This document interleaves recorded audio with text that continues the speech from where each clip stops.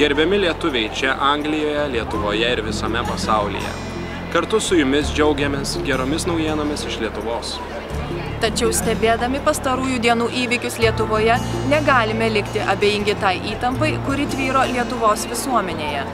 Nenuosekli ir užsitęsusi teisėsaugos institucijų veikla liūdnai pagarsėjusioje, taip vadinamoje Kauno pedofilijos byloje iškėlė daugiau nežinomųjų, nei atsakė į visuomeniai rūpimus klausimus. Visuomenė, susiskaldžiusi į konfrontuojančias stovyklas, žiniasklaida, reaguodama į žmonių nerimą, spausdina kontroversiškiausius pasisakymus, taip dar labiau audrindama kraštutinėms priemonėms nusiteikusius žmonės. Visiškai nepateisinama, kai prielaidų pavidalu reiškiami niekuo nepagristi ir neįrodyti kaltinimai. Todėl kviečiame visus susitelkimui. Nelengvose tiesos paieškose privalome išlikti solidarūs, vieningi, tačiau nuoseklūs ir siekiantis aiškių bei konkrečių tikslų. Privalome reikalauti viešumo ir objektyvumo visose bylose. Negalime leisti, kad teisingumas būtų vykdomas pasirinktinai.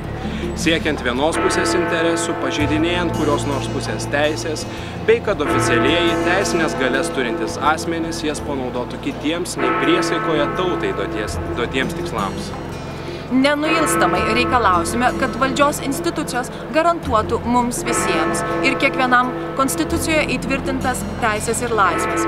Norime būti orūs ir garbingi piliečiai, kurių viešosios nuomonės raiškai nebūtų klijuojami paniekinami epitetai, žmonės nebūtų ignoruojami, o pilietinės iniciatyvos slopinamos.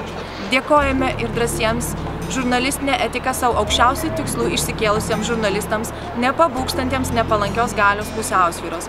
Jų dėka mes turime galimybę gyventi savo tautos pulsu ir drauge išreikšti valią su tautiečiais visame pasaulyje. Nepaisant naujų teismo nutarčių, išlikime budrus, susitelkę bei pasiruošę apginti viešąjį interesą ir vaiko teisės. Patirtis rodo, kad teismo sprendimai gali greitai keistis. Tikime tiesa, dora ir teisingumo pergalę, todėl kviečiame viso pasaulio lietuvius koordinuoti savo veiksmus šioje kilnioje misijoje. Todėl ir mes Londone rinksimės gegužės 23 dieną 14 val. Prie Lietuvos Respublikos ambasados.